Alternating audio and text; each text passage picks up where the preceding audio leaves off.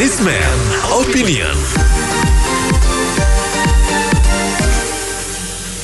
Mitra bisnis KSPI, pimpinan Said Iqbal akan mengerahkan 50.000 buruh berdemonstrasi ke Istana Negara dan Gedung MK, serta kantor-kantor kepala daerah se-Indonesia saat peringatan Hari Buruh tanggal 1 Mei mendatang. Hal itu dilakukan guna memprotes Undang-Undang Cipta Kerja dan pemberlakuan upah minimum sektoral Kabupaten Kota 2021. Menurut Anda, apa demo seperti ini bijaksana dan bisa diterima di tengah situasi pandemi, apalagi melihat kasus India? Silakan di 6339160.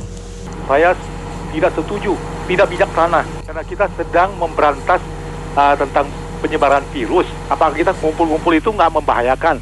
Jangan jadi ini yang kedua. Saya kira Said Iqbal itu nggak ada bicara bijaksana. Yang dia pikirin adalah kepentingan buat kelompoknya dan buat dirinya. Apalagi misalnya ini adalah proksi dari partai oposisi. Akhlak itu, saya kira dia daya jualnya akan segera habis. Kenapa? Dunia sedang dilanda AI, artificial intelligence.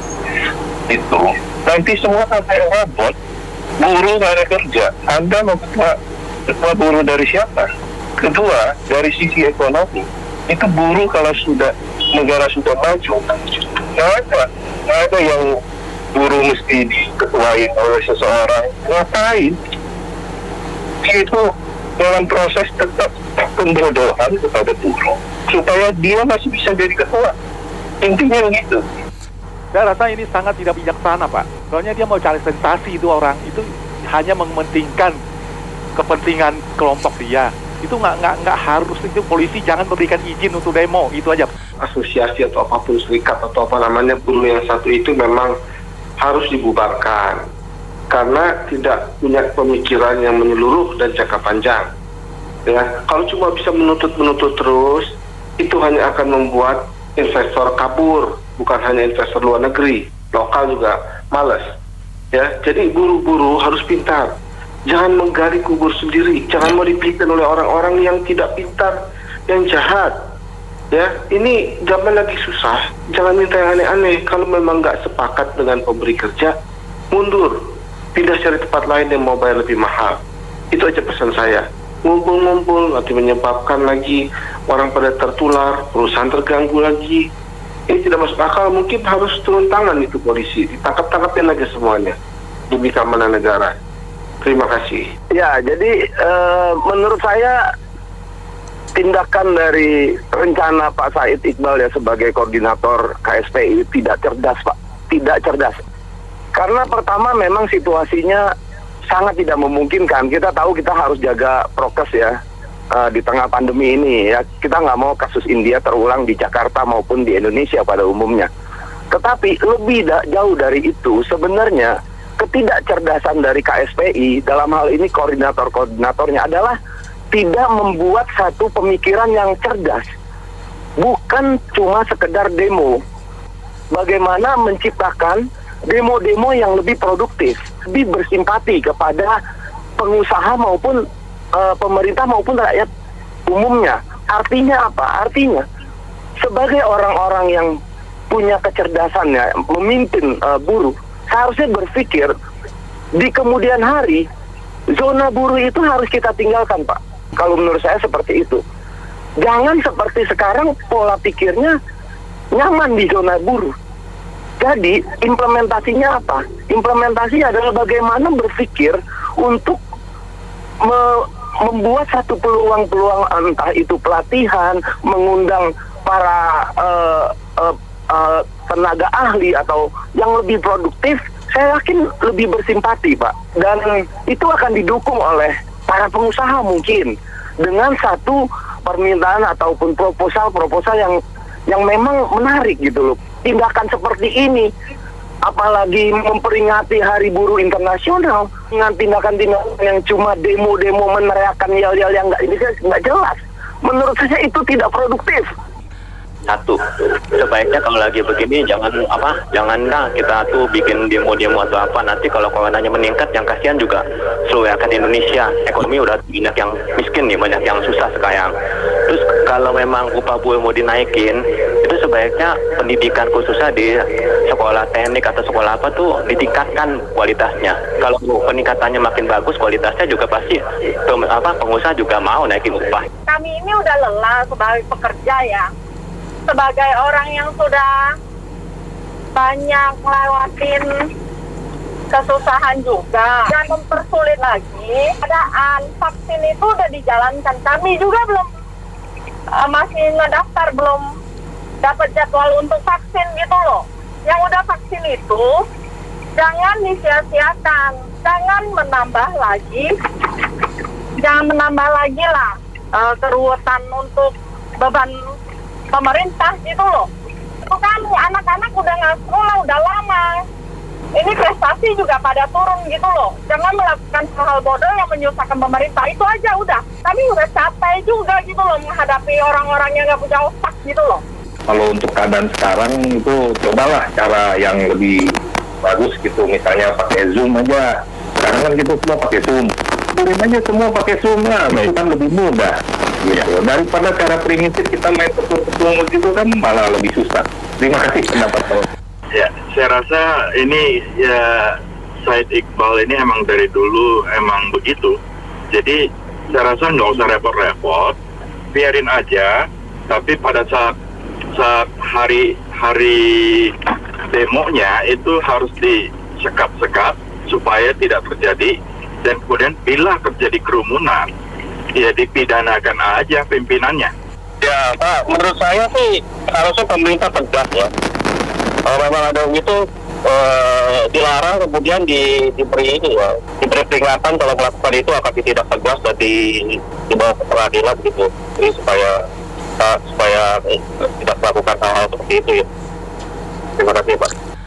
Iya, menurut saya nih Pak Said Iqbal ya bicara sebelumnya ini gimana otaknya di mana ya gitu ya. Kok membuat kerumunan yang sebenarnya notabene sudah ada di India terus membuat kerumunan di Indonesia. Ini benar sih tadi kata Bapak sebelumnya, pidanakan aja, udah tangkap pidanakan gitu loh. Kayak HRS membuat kerumunan. Itu satu. Kedua, kenapa sih mesti dipusingin dalam arti kata dibayar upah per jam segala macam? Toh di luar negeri yang dulu upahnya per bulan sekarang dibayar upah per jam, santai-santai aja. Contohnya di Australia deh, yang paling dekat sama kita, atau Singapura. Nggak ada masalah kok. Intinya kan balik lagi, kita kan maunya, saya sebagai pekerja maupun sebagai teman saya juga pengusaha atau yang lain juga, saya rasa juga fair-fair aja gitu loh. Kita maksudnya gini, kerja yang makin rajin, makin banyak waktunya dibayar lebih, setuju nggak dapat dibayar lebih? Setuju saya gitu loh. Kenapa mesti yang orang malas-malas mau dibayar sama-sama? Ya kita juga nggak mau lah. Kalau nih Pak Iqbal, itu kan zona nyamannya udah masa terganggu, makanya dia ribut. Orang kayak gitu sih, mestinya tangkap pidanakan gitu loh. Ya buruh juga pakai otak lah kerja gitu. Jangan cuma mau datang pulang tenggo gitu loh. Orang misalkan kerjanya lebih banyak, lebih ini segala macam, berkaryanya lebih bagus, kenapa kita nggak bisa bayar lebih? Sebaiknya ya dia ini juga dijebloskan ke penjara seperti teman-temannya yang dua itu. Habis demo aja dia nggak mikir apa ya. Sekarang pengusaha itu lagi lagi pusing. Pemerintah lagi sibuk ya ngurusin segala macamnya ini. Seperti kita tahu corona ini kan merajalela, apalagi di DKI sekarang ini meningkat, yang di daerah yang kantor-kantor itu katanya meningkat berapa persen gitu loh. Mestinya dia mikir, dia enak aja main demo-demo. Dia kalau nggak demo nggak dapat duit dari buruh, makanya dia ini kapannya dia dijebloskan juga ke penjara kan melanggar aturan ini kesehatan ini kalau demo mengumpulkan orang begitu banyak. Ngomongnya kayaknya provokator juga tuh, temu dikompol-kompolin juga, suruh nangkep-nangkep, padahal pemerintah itu yang gaji rakyat juga satu. Masyarakat mengeluarkan aspirasinya nggak masalah, karena pembantu-pembantunya sekarang ini sudah tidak pada memihak kepada rakyatnya, pembantu presiden ini. Jadi intinya sampai kemarin terakhir kita dengar di Kuala Namu itu bagaimana rapid test bisa yang bekas-bekas itu hukum, wah itu aparat-aparat baru menyalahgunakan itu yang nggak begitu-gitu dibantas. Jadi dikedepankanlah aspirasi rakyat dulu. Kan melihat dari kasus India ya 300.000 lebih, apalagi lagi dulu berenang itu di Kumela ya, ritual berenang juga. Tapi kalau soal UU Cipta Kerja mah susah juga ya kalau masyarakat Indonesianya pada bandel-bandel juga. Ya gitu aja sih. Besok-besok Pak, kucing kejebur salah Jokowi Pak. Kan kita tahu situasi kayak begini. Ya, sebaiknya masing-masing jaga. Kondisi ekonomi juga rusak. Pak, Hendrik, besok kodok kejebur salah Jokowi, Pak. Yang pikir sedikitlah ngomong. Rakyat juga udah susah. Jangan jadi provokator. Kita mau damai, ekonomi maju. Menurut saya sih demikian. Itu aja. Menurut saya, pendapat saya sih tidak bijaksana kalau demo diadakan, demo buruh itu tanggal 1 Mei. Karena mengingat sejarah atau kejadian di India itu resikonya besar banget untuk bangsa dan negara Indonesia itu. Kita kan lagi mengusahakan untuk menuntaskan atau membatasi penyebaran COVID ini gitu. Jangan sampai terjadi di India sampai dengan ratusan kejadian sampai 300-an juta kejadian setiap hari, dan yang meninggal juga ratusan orang setiap hari gitu loh. Dan juga kedua adalah demo-demo itu sepertinya buatan, karena hanya menguntungkan atau menguntungkan pemimpin dari pendemo-pendemo itu. Kebanyakan dari beberapa demonstrasi yang sudah ada waktu tempo hari itu pengikut demonya kalau ditanya nggak ngerti apa-apa gitu loh, dan mereka tuh dibayar semua. Menurut saya kayaknya sih sia-sia ya, nggak perlu diteruskan gitu loh. Saya sangat tidak setuju karena demo itu sangat tidak bijaksana ya. Para guru itu kan orang cerdas, jangan mau dibodohi. Apalagi kondisi pandemi begini itu malah merusak kondisi Indonesia saat ini. Iya, menurut saya sebetulnya protes itu sah-sah saja ya, apalagi Undang-Undang Cipta Kerja ada yang kemungkinan merugikan para pekerja ya.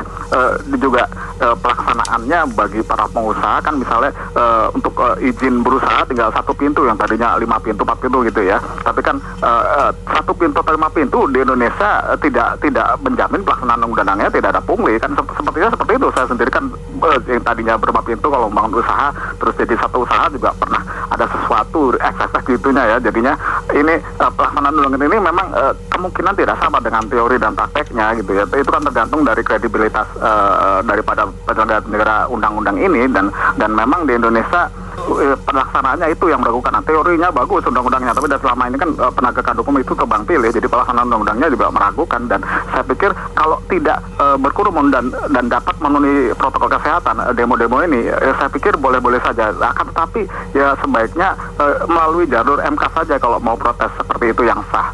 Undang-undang pemerintah itu udah bagus supaya yang punya pabrik tuh tetap buka di Indonesia, menjaga. Jadi kalau mamanya terus-terus demo gitu kan pada tutup pindah ke Vietnam yang tidak ada demo-demo yang kayak begituan. Udah kasus COVID di Jakarta naik lagi, Wisma Atlet juga kapasitas tempat tidur naik lagi, gimana ya?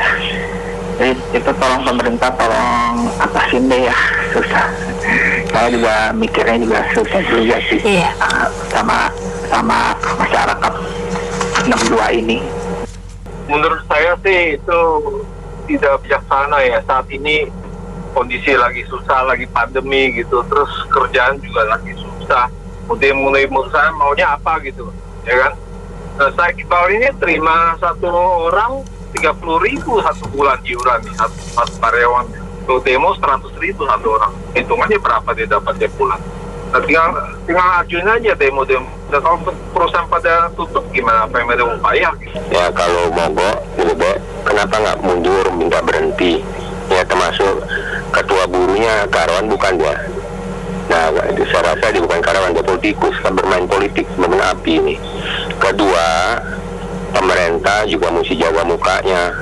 Jangan istilahnya muka itu diinjak-injak. Kalau dia ngerayakan demo, tangkap Bu. Ya, ketua buruhnya itu yang sudah gembar-gembor sekarang, tangkap. Karena apa? Ini masa pandemi. ya, yang lain sudah ditangkapi. Ketua buruh harus tangkap, perkarakan, penjarakan yang lama. Jadi berhentilah seperti ngaco-ngaco ini kan ngaco negara. Terima kasih. Memang dari tadi penelpon bilang tidak bijaksana dan juga dalam kondisi COVID sekarang ini.